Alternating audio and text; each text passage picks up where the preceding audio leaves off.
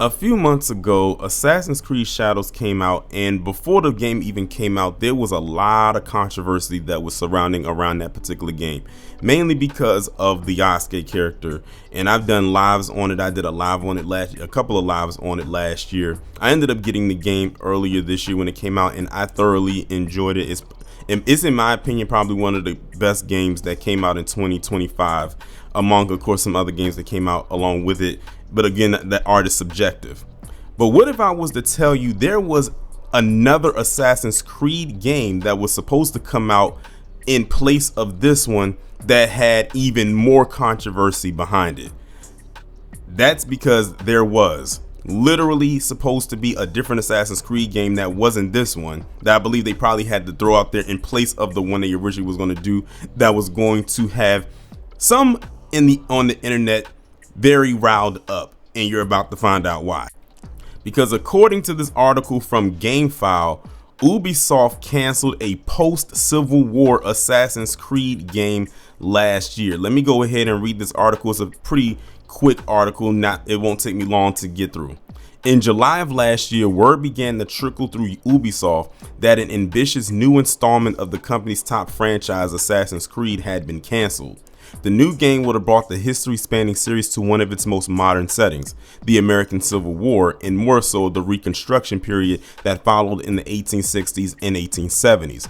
In this Reconstruction era, Assassin's Creed gamers would play as a black man who had been formerly enslaved in the South and moved west to start a new life. I'm already rocking with the storyline already, just based on that alone. And I don't think, to my knowledge, I don't think there was a main black character. You know what, there might have been, but I have only played maybe 2 Assassin's Creed games, and that was the first one and this more recent one. I think there might have been another black Assassin's Creed protagonist, but I think that was like a few games, like many games ago, and I think that one took place in Africa. Someone can correct me if I'm wrong. I'm not like the biggest gamer in the world, but I think that was one of them right there. But this one would have been in America. Like, this would have been a black American man that you would have been playing as.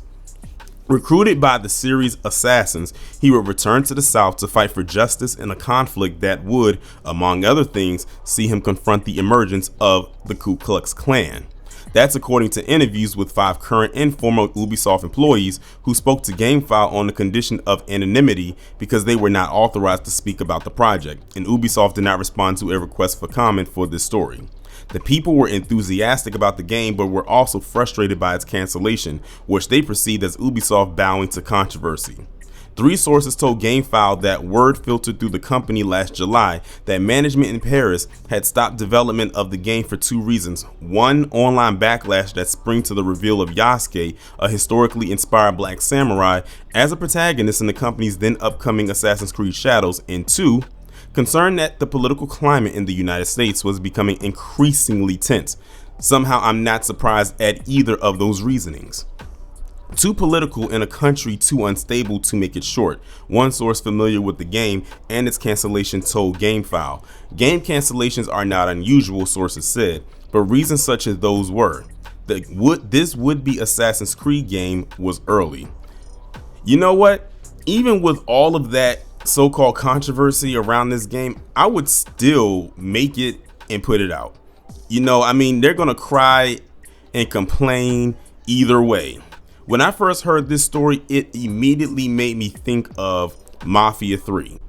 Now, for those of y'all who are unfamiliar with Mafia 3, and I can't believe this game came out almost 10 years ago, the main protagonist in that game was of black American and Italian heritage, which I believe up until that point was the first time that they had a biracial protagonist in the game, because all those Mafia games were basically characters created and modeled after Italian gangsters of that time. But to have an individual with that storyline, and his storyline was very unique because I believe he had done some time in jail, but he was coming back to get revenge on someone or people who did something to his family, most likely killed him or something along those lines.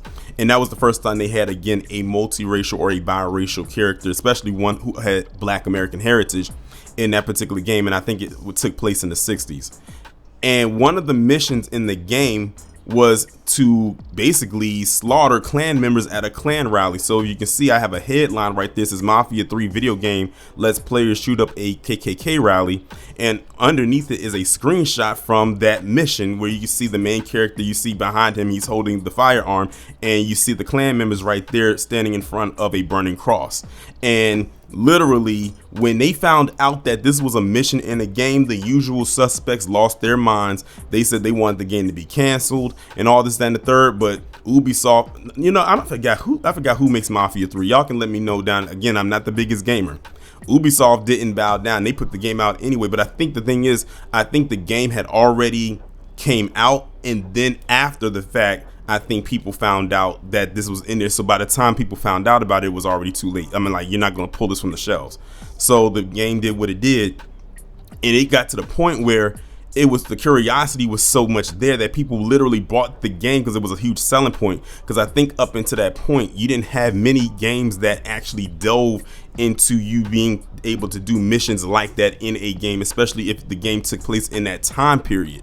So people bought the game just off of curiosity alone of playing it just to get to that mission, which, by the way, I think was halfway through the game. So you had to play the game a while to get to this mission, which was smart on the game developers' part. So they used it as not only a historical thing, but also a marketing thing, and it worked in their favor. That's why I wish Ubisoft didn't cancel this game, because then they could have had the same effect that Mafia 3 did, especially when you have a full black American character in that game, which would have been a first for them.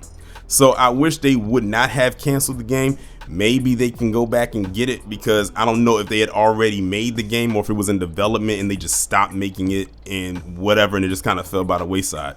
But I feel like that was a missed opportunity, especially with the reception that Mafia 3 received just on this mission alone. Like, you can literally go, if you just don't want to watch the gameplay, you can go on YouTube and just type in Mafia 3 clan mission and watch a bunch of people just play that mission. And I'm telling you, that mission right there, if people who are gamers and they just click that part, got a lot of views from a lot of people, because it was a controversial mission, but it was also one that was never seen before at that time.